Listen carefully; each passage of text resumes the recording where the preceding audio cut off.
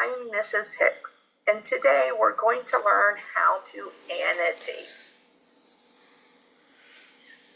So what is annotation?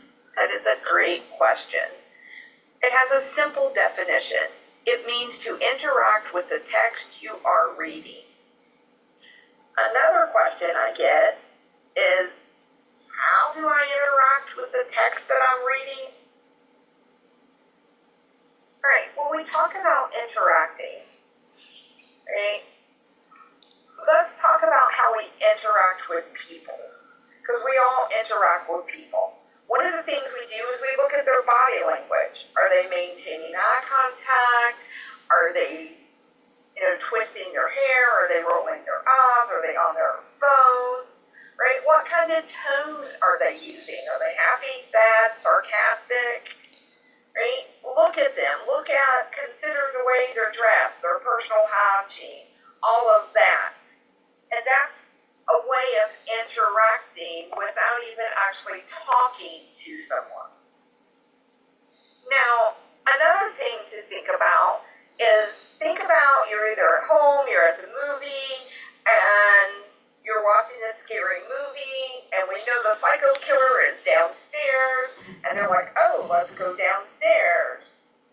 And you yell, no, don't go down there, you're going to get killed, the killer's down there. Right? That's interacting with your TV, with the movie. Right? Another popular interaction is watching sports. Right? You ever yell at the ref or hear people yell at the ref, ref, are you blind? Coach, what are you doing? Pass the ball. Right? Those are all interacting with the game. Right? Just like we interact with our TV, movies we watch, sports, other people, we also interact with our text, and that's simply called annotating. When we annotate, we're writing that interaction down. Think of annotation as show your work in math. We all know you have to show your work in math. Well, annotating is showing your work in English. It's showing what you're thinking, what's going on in your brain when you're reading the text. How do you connect to that text? How do you analyze it? So why do we annotate? For one, it helps us to focus on the text. It helps us to understand the text. It helps us to connect our personal experience with the text to get a deeper meaning. It helps us keep track of characters. It helps us determine shifts in tones and moods throughout the text. And it makes it really easy to find important information when we have class discussions. Right, so we don't always annotate everything we read.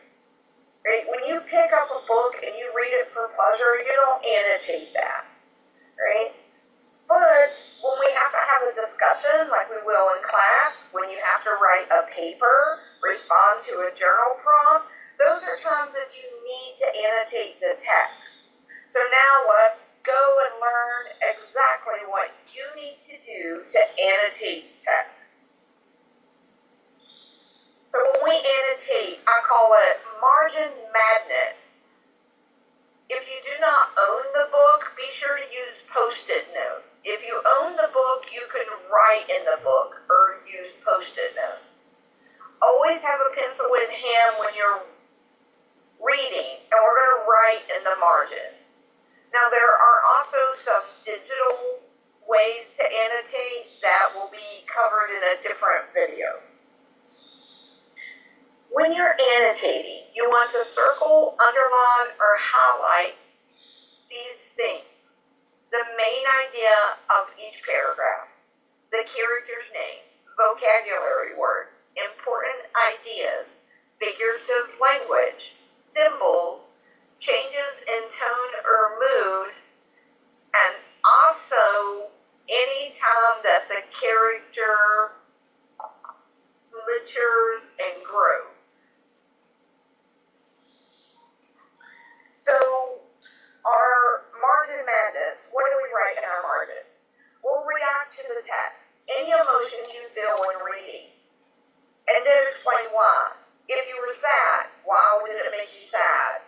If you were happy, why did it make you happy? If you were, angry, why did it make you angry? Use brackets to mark important sections. You can quickly find this. You can also make a note in the front of the book, stick a post-it, and put the page numbers of the quotes that you really like. So when we're having a class discussion, you can quickly find them. If you can relate to the text, if it reminds you of something that you've done, you've experienced, something you've read or you've heard about, right? Another text, a poem, a piece of art, anything that it reminds you of, write that down. Did something grab your attention? Why did it grab your attention? Does the dialogue reveal something about a character or an event? Make predictions. What's going to happen? What part of the book, the text, lets you know the overall theme? How did you know it? Mark what you disagree with and what you agree with, and explain why you agree or disagree.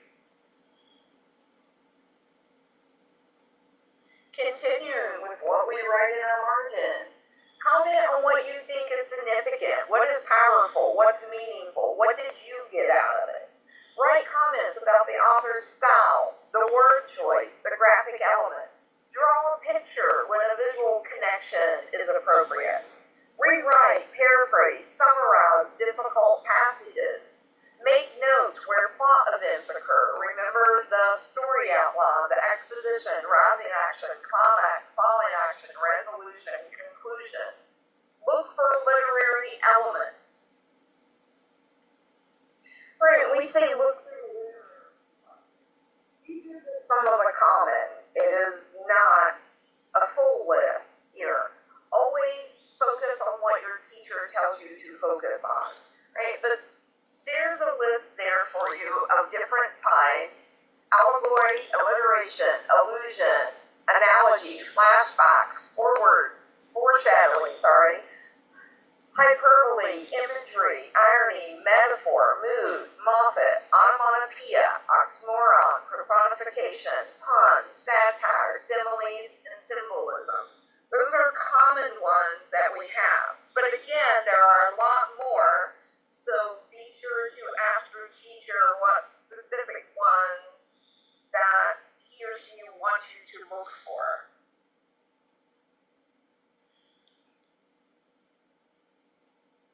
I always like to give some starters for annotating.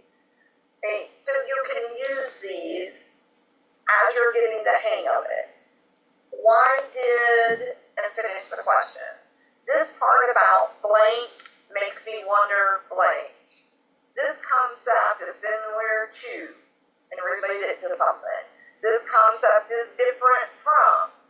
What would happen if this section about blank means blank?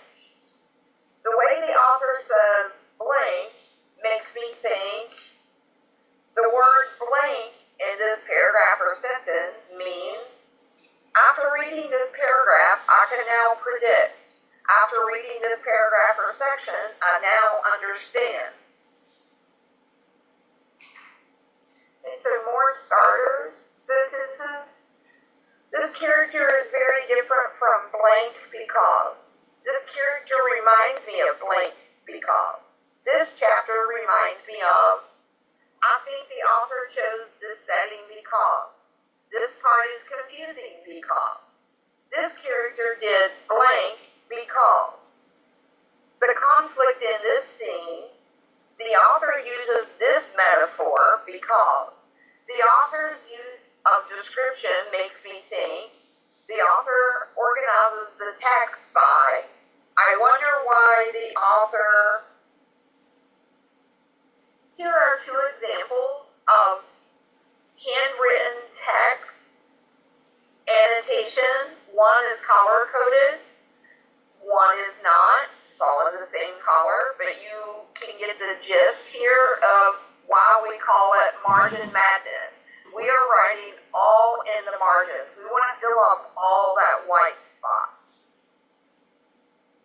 Now here are examples of if you don't own the book or if you don't want to write in your book. How about you can use Post-it notes, right? You see the one on the left, they have made right here a collar guide, and that's the collars that they purchased, and that's where they put them in the text. And on other pages, you would see there are bigger Post-it notes explaining the concepts and things like that. And it's kind of shown more over on the right, that you can see the Post-it notes stuck in there, the pages. So instead of actually writing in the book, you would write on the Post-it note.